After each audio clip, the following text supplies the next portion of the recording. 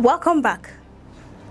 Just days before she was expected to graduate from medical school, a 23-year-old Nigerian student lost her life hundreds of kilometers away from home. Her dream of becoming a doctor ended not in a classroom or hospital ward, but amid the devastation of a war that has entered its 5th year. The death of Mariam Nani has triggered grief across Nigeria and raised difficult questions about the risk still facing international students living in conflict zones. The biggest question is this: how did a young Nigerian pursuing her education in Ukraine become another victim of a war that has already claimed thousands of lives? And what does her story tell us about the challenges facing foreign students who chose or were forced to remain in Ukraine long after the conflict began? According to reports by Punch Metro, Mariam Nani was a final year medical student at Kharkiv National Medical University. She was reportedly injured on June 29 during a strike in the Kohonohivsky district of Kharkiv, reportedly cited by the newspaper, including information from fellow Nurses Africa and Sprady Stratcom Center, said the strike involved guided aerial bombs and that Mariam suffered severe injuries. She was initially treated in Kharkiv before being transferred to a hospital in Germany for specialist care. Sadly, despite medical efforts, she reportedly died on Sunday from the injury. The report also stated that Mariam's close friend, 23-year-old Fatima Hausenova, another student at the university, died instantly during the same incident. The deaths have deeply affected the university community and have drawn attention to the continued dangers facing civilians living in areas affected by the Russia-Ukraine war. Kharkiv National Medical University paid tribute to Mariam after announcing her death.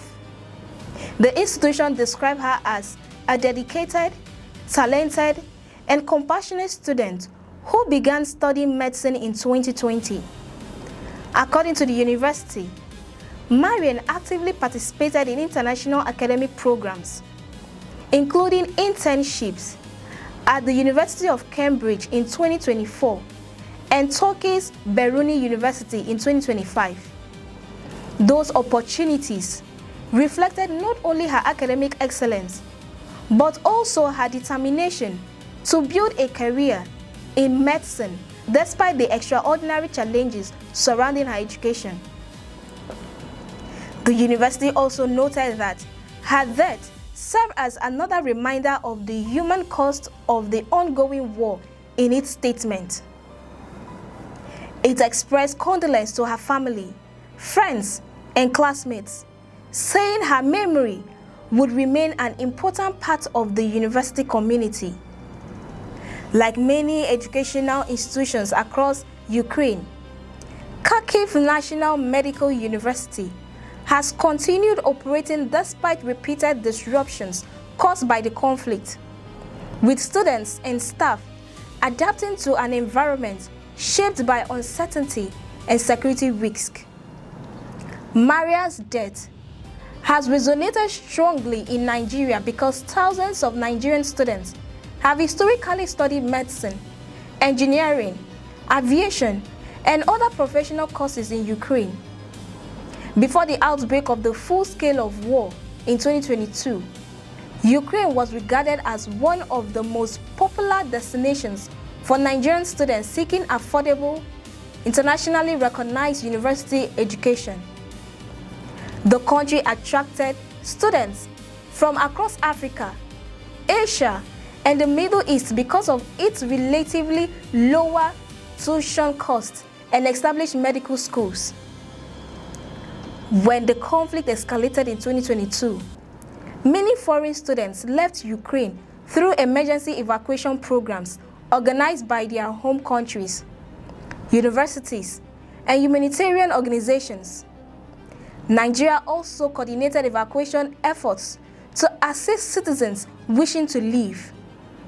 However, some students later returned to continue their education where universities resumed academic activities, while others remained because of personal circumstances, financial constraints, clinical training requirements, or the hope that conditions would improve.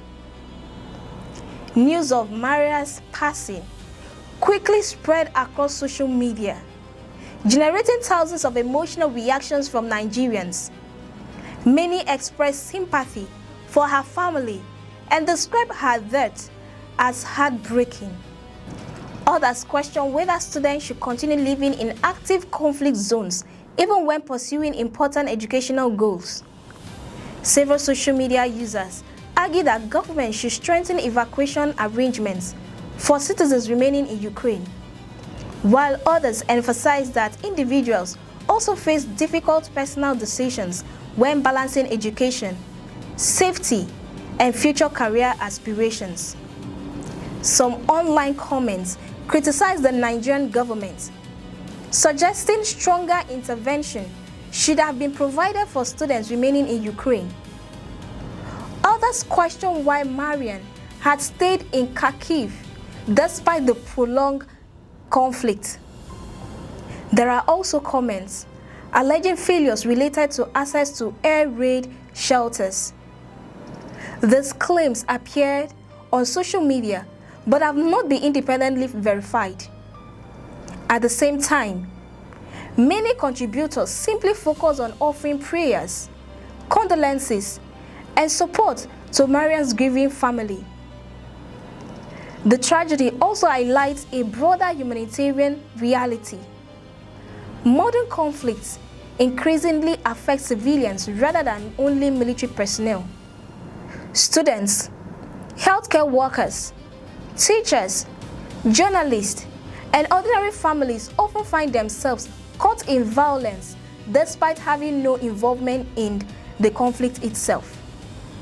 International humanitarian organizations have repeatedly warned that war disrupts education, destroys healthcare systems, separates families, and places millions of civilians at continued risks long after fighting begins. For Nigeria, Mariam's death also renews discussion about the responsibilities government have towards citizens studying abroad.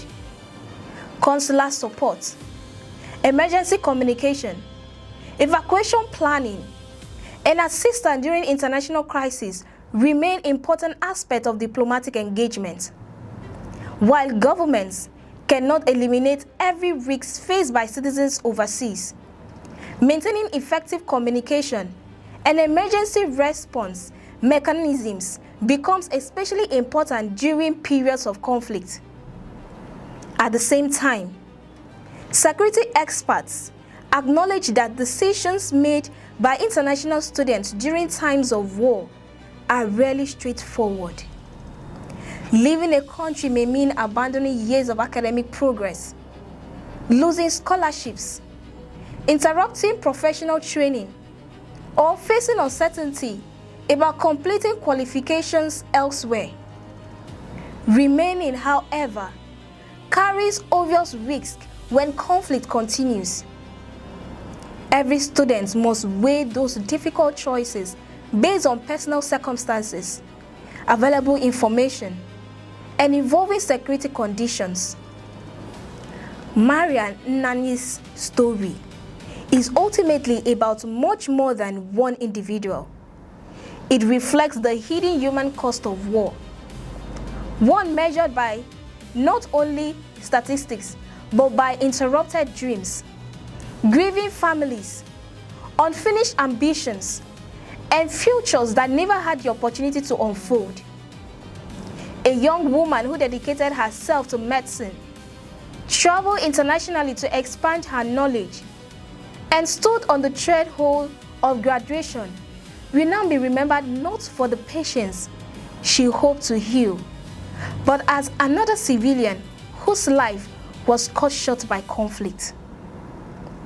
As that war continues, Mariam's death served as a sobering reminder that armed conflicts rarely remain confined to those carrying weapons. Their consequences extend into classrooms, hospitals, universities, and homes, affecting people from countries far removed from the conflict itself. Her story also reminds us that behind every headline is a human life, a family left to grieve, and dreams that can never be fulfilled. If you find this report insightful, don't forget to like, share, and subscribe, and turn on your notification so you don't miss out on our latest breaking news. I am Cassie Tony, and many thanks for watching.